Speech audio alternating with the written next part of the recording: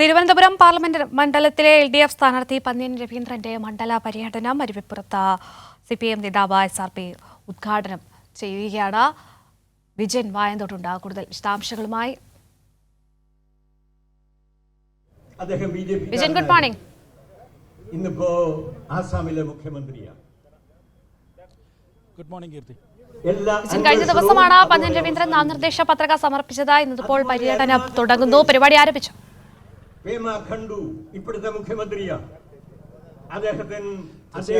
പന്ന്യൻ രവീന്ദ്രന്റെ മണ്ഡല പര്യടനത്തിന് ഇന്ന് തുടക്കമായി കഴിഞ്ഞു. ഇപ്പോൾ അതിന്റെ ഉദ്ഘാടനമാണ് SRP മുതിർന്ന CPM നേതാവ് നിർവഹിച്ചുകൊണ്ടിരിക്കുന്നത്. കീർത്തി സൂചിപ്പിച്ചതുപോലെ ഇന്നലെയാണ് പന്ന്യൻ രവീന്ദ്രന്റെ നാമനിർദ്ദേശ പത്രിക സമർപ്പിച്ചത്. എന്തായാലും തെരഞ്ഞെടുപ്പിൽ വലിയ ആവേശത്തിലേക്ക് കടക്കുകയാണ്. ഇനിയുള്ള ദിവസങ്ങളിൽ മണ്ഡല പര്യടനത്തിൽ വാഹനത്തിൽ വിവിധ കേന്ദ്രങ്ങളിലെത്തി പന്ന്യൻ രവീന്ദ്രൻ നേരിട്ട് ജനങ്ങളോട് വോട്ടഭ്യർത്ഥിക്കും. ഇപ്പോൾ അരുവിപ്പുറത്താണ് ഈ മണ്ഡല പര്യടനത്തിന്റെ ഉദ്ഘാടന പരിപാടി നടന്നുകൊണ്ടിരിക്കുന്നത്. വലിയ ജനങ്ങൾ, ഒപ്പം തന്നെ CPI ഇടതുപക്ഷ ജനാധിപത്യ മുന്നണിയിലെ വിവിധ കക്ഷികളിലെ പ്രവർത്തകർ, നേതാക്കൾ ഉൾപ്പെടെയുള്ളവർ എല്ലാം ഈ പരിപാടിയിൽ ഇപ്പോൾ പങ്കെടുത്തുകൊണ്ടിരിക്കുകയാണ്.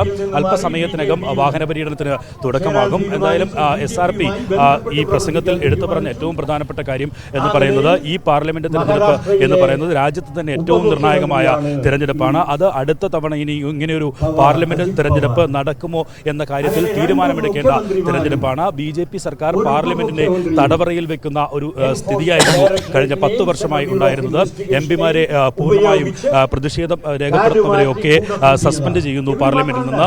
ഏകപക്ഷീയമായ തീരുമാനങ്ങൾ പൂർണ്ണമായും എടുത്തുകൊണ്ട് മുന്നോട്ട് പോവുകയായിരുന്നു കഴിഞ്ഞ 10 വർഷമായി BJP ഗവൺമെന്റ് ചെയ്യുന്നത്. ഒപ്പം തന്നെ വലിയ രീതിയിൽ കോർപ്പറേറ്റുകൾക്ക് സഹായം നൽകി ഇന്ത്യയെ കോർപ്പറേറ്റുകൾക്ക് തീരെഴുന്ന രീതിയിൽ ഉള്ള ഇടപെടലാണ് BJP സർക്കാരിന്റെ, പ്രത്യേകിച്ച് മോദി സർക്കാരിന്റെ ഭാഗത്തു നിന്ന് ഉണ്ടായത് എന്നും SRP വ്യക്തമാക്കുന്നു. എന്തായാലും ഈ തിരഞ്ഞെടുപ്പ് ഏറ്റവും നിർണായകമാകുന്നത് ജനാധിപത്യത്തെ കശാപ്പ് ചെയ്യുകയും ഭരണഘടന തന്നെ ഇല്ലാതാക്കുകയും ചെയ്യുന്ന ഒരു ഘട്ടത്തിലേക്ക് പോകുന്നു. അതിനെതിരെ പ്രതിരോധം തീർക്കേണ്ട ഏറ്റവും സുപ്രധാനമായ കാലഘട്ടത്തിലൂടെയാണ് രാജ്യം കടന്നു പോകുന്നത്. അതിനുവേണ്ടിയുള്ള വിധിയെഴുത്താകണം ഈ തിരഞ്ഞെടുപ്പ്. അരുവിപ്പുറം എന്ന് പറയുന്നത് നവോത്ഥാന പ്രസ്ഥാനങ്ങൾക്ക് ഏറ്റവും കൂടുതൽ വേരോട്ടവും സംസ്ഥാനത്ത് നിന്ന് നവോത്ഥാന മുന്നേറ്റങ്ങൾക്ക് തുടക്കം കുറിച്ച ഒരു സ്ഥലവുമാണ് എന്ന കാര്യം എടുത്തു പറയുകയും ചെയ്തു. മതേതരത്വം സംരക്ഷിക്കപ്പെടാനുള്ള ഏറ്റവും കൃത്യമായ നിലപാട് സ്വീകരിക്കേണ്ട ഘട്ടത്തിൽ ഈ കേരളത്തിലെ ജനങ്ങൾ അത്തരം ഒരു നിലപാടിന് ഒപ്പം നിൽക്കും എന്ന കൃത്യമായ സന്ദേശമാണ് നൽകുകയും ചെയ്തത്. ഞാൻ നേരത്തെ സൂചിപ്പിച്ചതുപോലെ ഇന്നു മുതൽ ഈ മണ്ഡല പര്യടനത്തിന്